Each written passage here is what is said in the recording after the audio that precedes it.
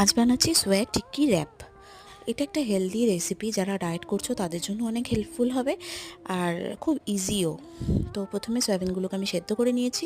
তার মধ্যে পেঁয়াজ, পুদিনা পাতা, ধনে পাতা আর কয়েকটা কাঁচা লঙ্কা দিয়ে একসাথে ব্লেন্ড করে নিয়েছি।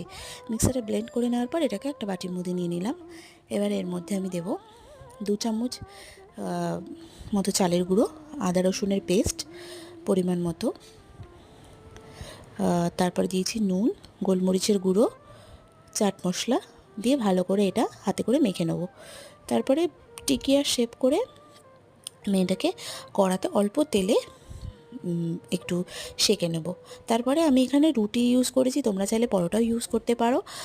আমি রাতের বেঁচে যাওয়া রুটি নিয়েছি, এবার টিকিয়াগুলো নিয়েছি, তার উপর একটু পেঁয়াজ কুচি দিয়েছি, তারপরে দিয়েছি লেবুর রস, গোলমরিচের গুঁড়ো আর চাট মশলা দিয়ে আর সস ফস